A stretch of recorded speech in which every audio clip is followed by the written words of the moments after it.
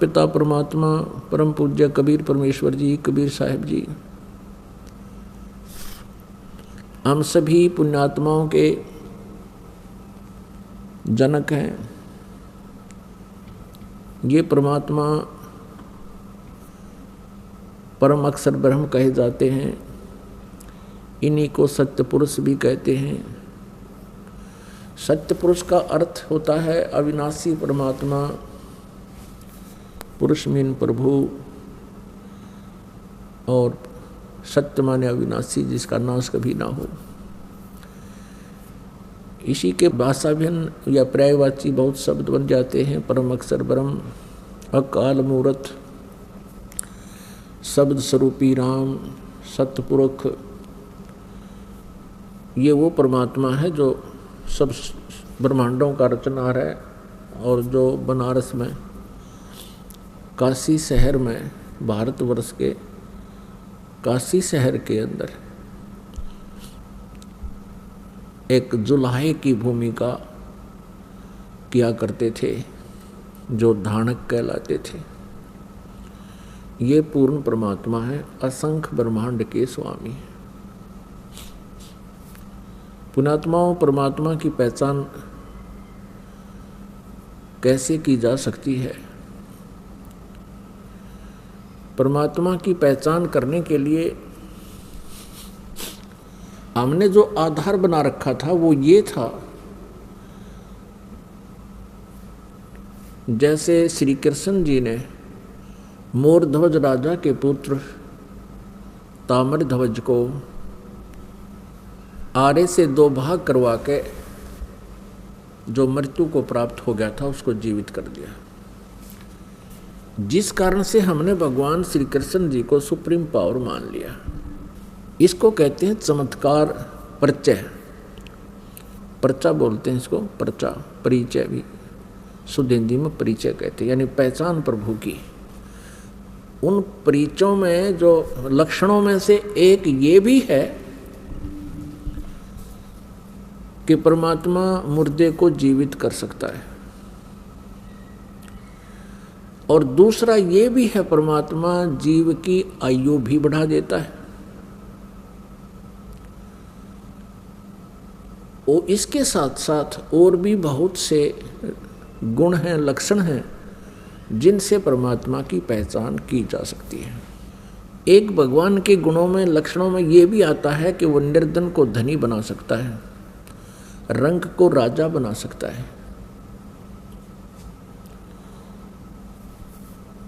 और एक ये भी पहचान है कि उसके विषय में हमारे सदग्रंथों में लिखा हुआ है। परमात्मा के गुणों की जानकारी हमारे पवित्र सदग्रंथ भी बताते हैं। जिस परमेश्वर के लक्षण, जिस परमेश्वर के सर्वचिन्ह इन सभी बातों पर खरे उतरते हैं, सभी पॉइंटों पर, सभी केंद्रों पर, वो परमात्मा है, वो परमेश्वर है। इसके पहचानने के लिए हमने बहुत सा सहयोग लेना होगा।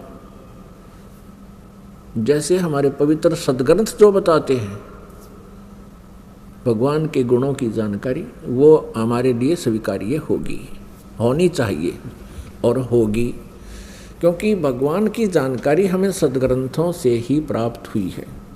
और हमारे जो पहले वाले गुरुजी थे वो यही कहा करते थे कि शिव पुराण में ऐसा लिखा है, वेदों में ऐसा लिखा है, श्री दुर्गा पुराण में ऐसा लिखा है, श्री विष्णु पुराण में ऐसा लिखा है, और श्री मार्कंडे पुराण में ऐसा लिखा है, श्री ब्रह्मा पुराण में ऐसा लिखा है।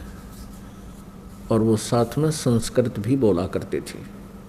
तो हम ये सोचा करते थे कि इन महापुरुषों ने सदग्रंथों को ठीक से समझा है, क्योंकि ये संस्कृत लैंग्वेज से, संस्कृत भाषा से परिचित है।